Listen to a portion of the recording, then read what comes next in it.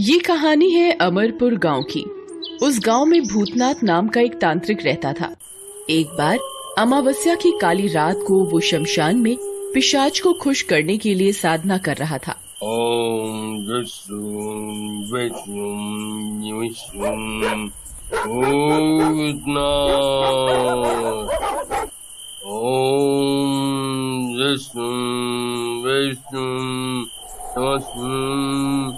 भूतनाथ स्वाहा स्वाहा। तुझे आना होगा, तुझे आ जाना ही होगा। अगर आज तू नहीं आया तो मैं इस अग्नि कुंड में अपना सर काट कर डाल दूंगा। लगता है तू आज भी नहीं आएगा। पिछले 50 सालों से मैं तुझे बुला रहा हूँ, लेकिन तू नहीं आया। लेकिन आज या तो तेरी जिद रहेगी या मेरी जिद।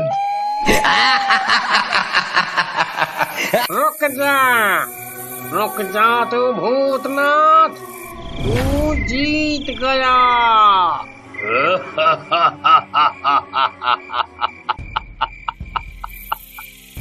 मैंने वश में कर लिया, मैंने वश में कर लिया तुझे। वो शक्तियाँ जिसके लिए मैंने 50 साल लगा दिए, दे मुझे पैसों का पेड़।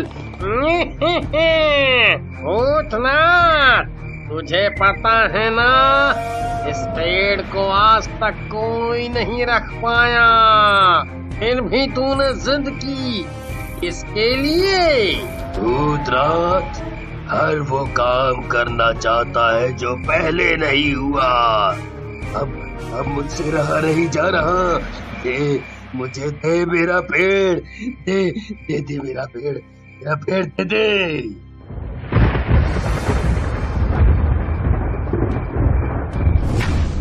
ये ले भूतनाथ, ले अपना पेड़।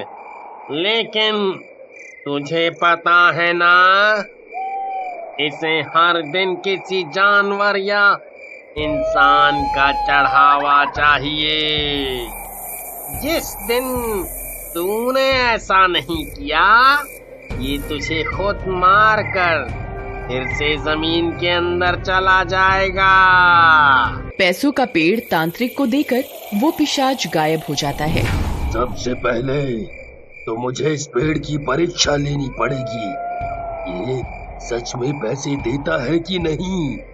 मेरे गुरु ने सालों पहले बताया था, ये पेड़ मिलते ही उसकी परीक्षा कर लेना।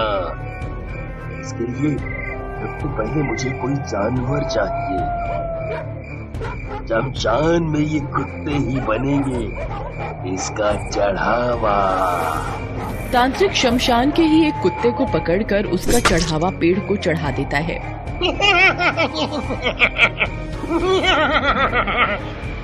पैसों के पेड़, मुझे तत्काल 1 लाख रुपए चाहिए।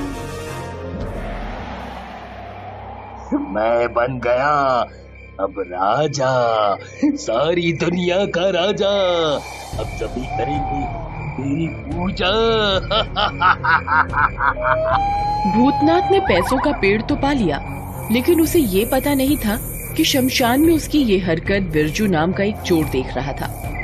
असल में बिरजू किसी के घर में चोरी करने गया था और उसके मालिक ने उसे देख लिया। उसने तुरंत ही पुलिस को फोन कर दिया। वो पुलिस से भागते भागते शमशान में आ छिपा था। आए हाय, आज किसकी शक्ल देखकर जगा था मैं। ये तो लॉटरी लग गई, लॉटरी। पैसों के पेड़ के बारे में सुना तो बहुत था, आज देख भी लिया। और कुछ देर में इसका मालिक भी मैं हो जाऊंगा। फिर रोज रोज के इस चोर पुलिस के खेल से मुक्ति मिलेगी। लेकिन सबसे पहले तो मुझे इस तांत्रिक का ऊपर का टिकट कटवाना पड़ेगा। तांत्रिक नोटों की बारिश का मजा ले ही रहा था कि पीछे से बिरजू उसे जाकर चाकू मार देता है। तांत्रिक वहीं ढेर हो जाता है। उसके मरते ही बिरजू वहाँ पड़े सारे पैसे एक पोटली में बांधकर और पैसों का पेड़ साथ लेकर अपने घर पहुँच जाता है। बिरजू की पत्नी किचन में सब्जी बना रही है। वो पीछे से आता है। क्या विमला, जब देखो ये टिंडे की सब्जी बनाती रहती हो। देखना, इसे खा खा कर मेरी शक्ल भी टिंडे जैसी हो जाएगी। अब घर में टिंडे ही हैं तो चिकन कैसे बना दूं? अरे मेरी डार्लिंग, घर में नहीं है तो बाहर चलते हैं ना। आज का खाना तो बाहर खाते हैं, किसी 5 स्टार होटल में। तू फिर पी कर आया है क्या आज? अरे नहीं रे, ये देख कितने सारे पैसे हैं। दया रे दया, इतने सारे पैसे! कहीं से पैसों का पेड़ हाथ लग गया क्या? सही पकड़ी हो, पैसे का पेड़ ही हाथ लग गया है। बिरजू विमला को पैसों का पेड़ मिलने की सारी कहानी बता देता है। कहानी सुनकर विमला थोड़ा डरती है, लेकिन पैसों के आगे सारा डर हवा हो जाता है। उस दिन दोनों शहर जाकर बड़े से 5 स्टार होटल में लजीज खाना खाते हैं। फिर एक कार किराए पर लेकर पूरा शहर घूमते हैं और फिर गांव वापस लौट आते हैं। अगले दिन बिरजू बिस्तर पर सोया हुआ है। विमला उसके बगल में बैठी है। अरे, कुंभकर्ण की तरह सोई ही रहोगे क्या? आज चोरी करने, मेरा मतलब है काम पर नहीं जाओगे? तुम पागल वागल हो गई क्या? अब मुझे चोरी की क्या जरूरत? अब तो मेरे पास पैसों का पेड़ है। अरे, मैं भी ना बड़ी भुलक्कड़ हूँ। तुमने कल ही तो बताया था। एक दिन मुझे भी मत भूल जाना। तुम भी भला कोई भूलने की चीज हो। लेकिन लगता है तुम एक बात भूल गए हो। कौन सी बात मैं भूल गया? अरे, तुम्हारे इस जादुई पेड़ को हर दिन कोई ना कोई चढ़ावा चढ़ाना है। अरे बाप रे, मैं तो सच में भूल गया था। रुको, किसी की बकरी या गाय चुरा कर लाता हूँ। पैसों का पेड़ आ गया, लेकिन फिर भी चोरी करनी ही पड़ेगी। बिरजू पड़ोस की बकरी चुरा लाया, उसका चढ़ावा पेड़ को चढ़ा दिया। चढ़ावा चढ़ाते ही उससे फिर से डरावनी डरावनी आवाज आने लगी।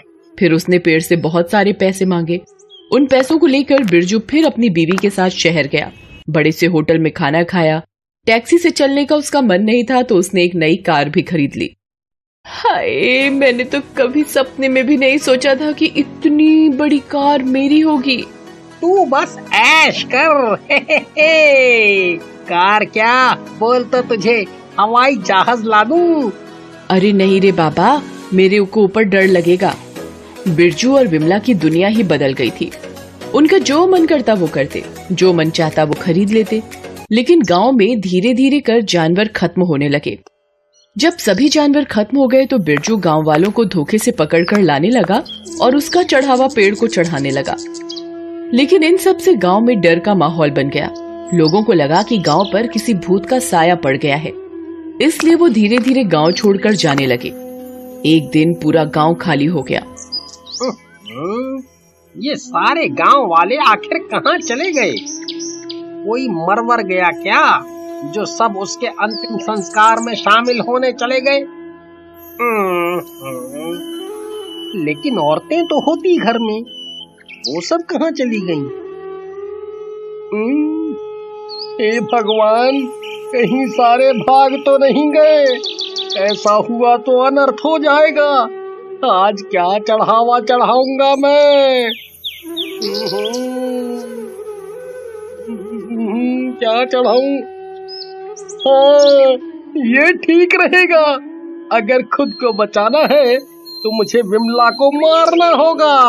आज उसी का चढ़ावा चढ़ाऊंगा मैं, फिर पेड़ लेकर किसी दूसरे गांव भाग जाऊंगा। बिरजू ये सोचकर अपने घर पहुंचा और विमला को आवाज देने लगा। अरे ओ प्यारी विमला, ओ मेरी प्यारी विमला। लेकिन विमला उसे नहीं दिखी। उसने पूरा घर छान मारा। विमला, विमला, कहीं कहीं विमला भी तो नहीं भाग गई। हे भगवान, अब तो मैं नहीं बचूंगा। मेरा लालच आज मुझे भी मार ही डालेगा।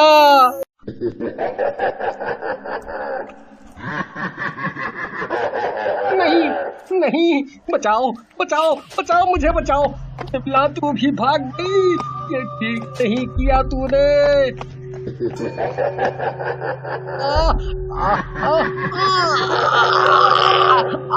मेरा दम घुट रहा है।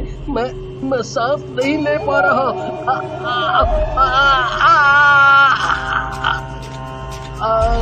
आखिरकार वो पेड़ बिरजू की जान ले लेता है और फिर जमीन फाड़कर एक हाथ निकलता है। फिर वो पेड़ उसमें समा जाता है। हमेशा की तरह इस बार भी पैसों का पेड़ किसी के पास नहीं टिकता। Thanks for watching.